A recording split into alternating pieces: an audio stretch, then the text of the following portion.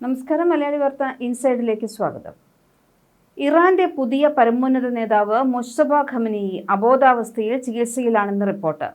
ഇറാനിലെ പുണ്യനഗരമായ ഖോമിൽ ചികിത്സയിൽ കഴിയുന്ന അദ്ദേഹത്തിന്റെ ആരോഗ്യനില ഗുരുതരമാണെന്നും ഇസ്രയേൽ ഇന്റലിജൻസ് വിവരങ്ങളെ ഉദ്ധരിച്ച് റിപ്പോർട്ടുകൾ പുറത്തുവരുന്നു.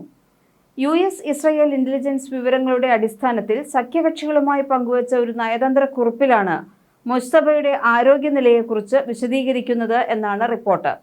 ഗുരുതരാവസ്ഥയിൽ ചികിത്സയിലായതിനാൽ പുതിയ പരമോന്നത നേതാവായി തെരഞ്ഞെടുത്തിട്ടും അദ്ദേഹത്തിന് തീരുമാനങ്ങളൊന്നും തന്നെ എടുക്കാൻ കഴിയാത്ത സ്ഥിതിയാണെന്നാണ് റിപ്പോർട്ടിൽ പറയുന്നത്. യുദ്ധത്തിന്റെ ആദ്യ ദിനങ്ങളിൽ പിതാവായ ആയത്തുള്ള അലി ഖമനേയിയും കുടുംബവും താമസിച്ചിരുന്ന കോമ്പൗണ്ടിന് നേരെയുണ്ടായ മിസൈൽ ആക്രമണത്തിലാണ് മുജ്തബയ്ക്കും പരിക്കേറ്റത്. ഈ ആക്രമണത്തിൽ അലി ഖമനേയിയും മുജ്തബയുടെ ഭാര്യ ഹദ്ദാദും കൊല്ലപ്പെട്ടിരുന്നു. മുജ്തബയുടെ കാലിന് നിസ്സാര പരിക്കേ ഉള്ളൂ എന്നായിരുന്നു ഇറാൻ ഭരണകൂടം ആദ്യമെല്ലാം അറിയിച്ചിരുന്നത്. എങ്കിലും ഇപ്പോൾ പുറത്തുവരുന്ന വിവരങ്ങൾ പ്രകാരം അദ്ദേഹത്തിന്റെ ആരോഗ്യനില അതീവ ഗുരുതരമാണ്. മുജ്തബ അധികാരമേറ്റ ശേഷം അദ്ദേഹത്തിൻ്റെതായി വന്ന 2 പ്രസ്താവനകൾ ഉണ്ടായിരുന്നു. ഈ 2 പ്രസ്താവനകളും സ്റ്റേറ്റ് ടെലിവിഷനിലെ വാർത്താ അവതാരകർ വായിക്കുകയായിരുന്നു. കഴിഞ്ഞ തിങ്കളാഴ്ച ഇസ്രയേൽ ആണവ നിലയത്തിന്റെ മാപ്പ് പരിശോധിക്കുന്ന മുജ്തബയുടെ ദൃശ്യങ്ങൾ ഇറാൻ പുറത്തുവിട്ടിരുന്നു. പക്ഷേ അത് കൃത്രിമമായി നിർമ്മിച്ചതാണെന്ന് വിദഗ്ധർ കണ്ടെത്തി കഴിഞ്ഞു. ജനങ്ങളെ തെറ്റിദ്ധരിപ്പിക്കാൻ ഭരണകൂടം നടത്തുന്ന ശ്രമങ്ങൾ ഇതോടെ പരാജയപ്പെടുകയും ചെയ്തു. നിലവിൽ റവല്യൂഷണറി ഗാർഡിലെ ഉന്നത ഉദ്യോഗസ്ഥരും മതനേതാക്കളും ചേർന്നാണ് ഇറാന്റെ ഭരണകാര്യങ്ങൾ നീക്കുന്നതെന്നാണ് രാഷ്ട്രീയ നിരീക്ഷകർ വിലയിരുത്തുന്നത്. ഇറാനിലെ ഖോമിലാണ് മുജ്തബ ഖമനേയി ചികിത്സയിൽ കഴിയുന്നതെന്നാണ് നയതന്ത്രക്കുറിപ്പിൽ സൂചിപ്പിക്കുന്നത്. കൊല്ലപ്പെട്ട അലി ഖമേനിയുടെ മൃതദേഹം നിലവിലുള്ളതും ഖൂമിൽ തന്നെയാണ്. കുടുംബത്തിലെ ഭൂരിഭാഗം പേരെയും അടക്കം ചെയ്യാനുള്ള സൗകര്യത്തോടെ ഖൂമിൽ വലിയ സ്മാരകം നിർമ്മിച്ചു വരികയാണ്. ഇവിടെ ഒന്നിലധികം ശവകുടീരങ്ങൾ ഉണ്ടായേക്കാമെന്നും ഖമനേയി കുടുംബത്തിലെ കൂടുതൽ അംഗങ്ങളെയോ അല്ലെങ്കിൽ മുജ്തബ മരിച്ചാൽ അദ്ദേഹത്തെയോ ഇവിടെ സംസ്കരിക്കാനാണ് നീക്കമെന്നും റിപ്പോർട്ടിൽ പറയുന്നു. സുരക്ഷാ പ്രശ്നങ്ങൾ കാരണമാണ് സംസ്കാര ചടങ്ങുകൾ മാറ്റിവെച്ചതെന്നാണ് ഔദ്യോഗിക വിശദീകരണമുള്ളത്. എങ്കിലും മുജ്തബയുടെ ആരോഗ്യനിലയും രാജ്യത്തെ അസ്ഥിരമായ സാഹചര്യവുമാണ് ഇതിന് പിന്നിലെന്നാണ് കരുതപ്പെടുന്നത്. ഇറാന്റെ പരമോന്നത നേതൃത്വത്തിൽ ഉടലെടുത്ത ഈ ശൂന്യത പശ്ചിമേഷ്യൻ യുദ്ധത്തിന്റെ ഗതി തന്നെ മാറ്റിയേക്കും.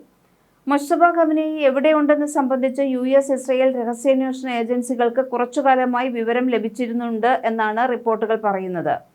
പുതിയ പരമോന്നത നേതാവായി തെരഞ്ഞെടുക്കപ്പെട്ടിട്ടും മുജ്തബ ഖമനേയി പൊതുവേദികളിലോ പൊതുയിടങ്ങളിലോ ഒന്നും തന്നെ ഇതുവരെ പ്രത്യക്ഷപ്പെട്ടിട്ടില്ല.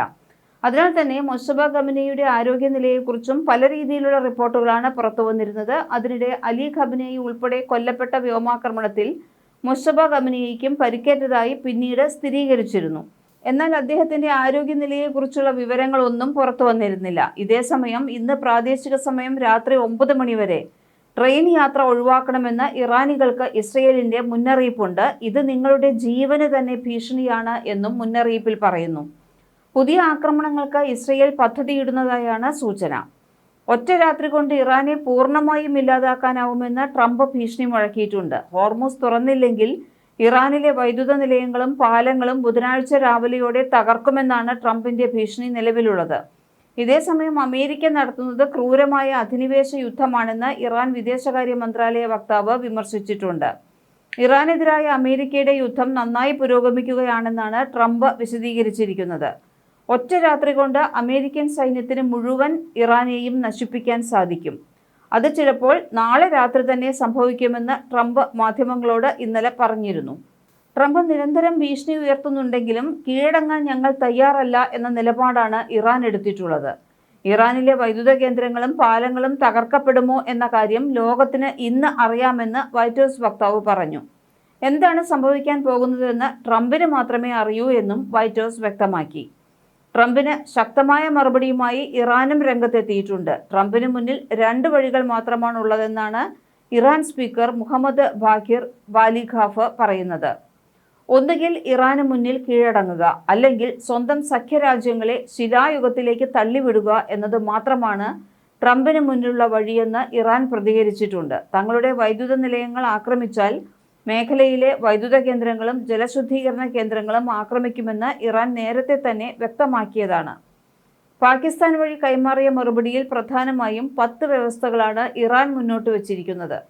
ഹോർമുസിന് മേലുള്ള പരമാധികാരം ഉൾപ്പെടെ 10 നിർദ്ദേശങ്ങൾ മറുപടിയിൽ ഇറാൻ മുന്നോട്ട് വച്ചു. മേഖലയിലാകെയുള്ള ആക്രമണങ്ങൾ അവസാനിപ്പിക്കണം എന്നുള്ളതാണ് ആദ്യ കാര്യം.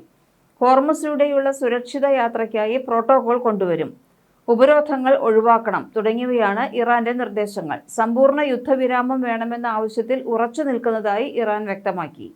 യുദ്ധത്തിൽ തകർന്നവയുടെ പുനർനിർമ്മാണവും ഉചിതമായ നഷ്ടപരിഹാരവും വേണമെന്നും ഇറാൻ ആവശ്യപ്പെട്ടിട്ടുണ്ട്. അമേരിക്കയുടെ 15 പദ്ധതി അപ്രായോഗികമാണെന്നും താൽക്കാലിക വെടിനിർത്തൽ അംഗീകരിക്കാനാവില്ലെന്നും ഇറാൻ വിദേശകാര്യ മന്ത്രാലയം പുറത്തുവിട്ട പ്രസ്താവനയിൽ വ്യക്തമാക്കുന്നുണ്ട്.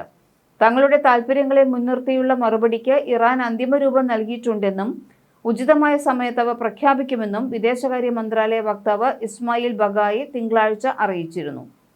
ഞങ്ങളുടെ സ്വന്തം താൽപ്പര്യങ്ങളും പരിഗണനകളും അടിസ്ഥാനമാക്കി ഞങ്ങൾ ഞങ്ങളുടെ ആവശ്യങ്ങൾ ക്രോഡീകരിച്ചിട്ടുണ്ട്. ആവശ്യമെന്ന് തോന്നുന്ന ഘട്ടത്തിൽ ഇറാൻ അവരുടെ നിലപാട് അറിയിക്കുമെന്നാണ് ബഗായി പറഞ്ഞിട്ടുള്ളത്.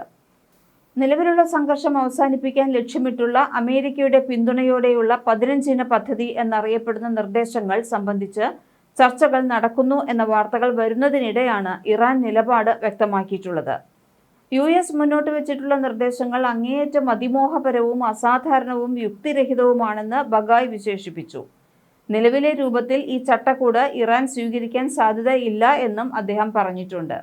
മധ്യസ്ഥരുമായുള്ള ഇറാന്റെ ഇടപഴകൽ ദുർബലമാണെന്ന വാദങ്ങളും ബഗായി തള്ളിക്കളഞ്ഞു.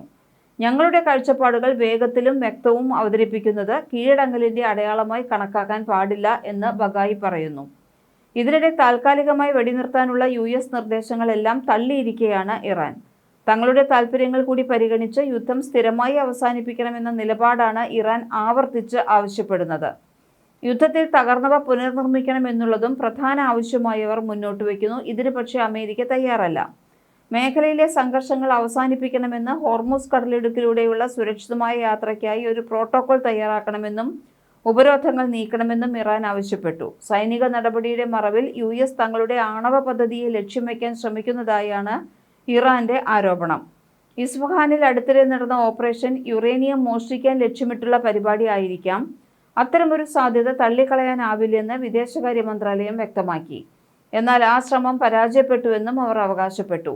ഇറാനിൽ തകർന്നു വീണ US യുദ്ധവിമാനത്തിലെ വൈമാനികനെ രക്ഷിക്കാൻ നടത്തിയ ശ്രമം സമ്പുഷ്ടീകരിച്ച യുറേനിയം മോഷ്ടിക്കാനുള്ള മറയായിരിക്കാമെന്നാണ് ഇറാൻ വിദേശകാര്യ മന്ത്രാലയം സൂചിപ്പിക്കുന്നത്.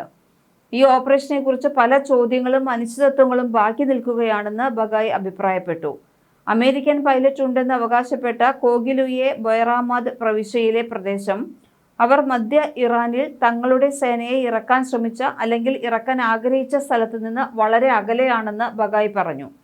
ഒരു വൈമാനികനെ രക്ഷിക്കാൻ 100-ലധികം സൈനികരെയും നിരവധി സൈനിക ഹെലികോപ്റ്ററുകളെയും വിമാനങ്ങളെയും ഉപയോഗിച്ചത് തികച്ചും അസ്വാഭാവികമാണെന്നും ഇറാൻ ഉദ്യോഗസ്ഥരുടെ വാദമുണ്ട്.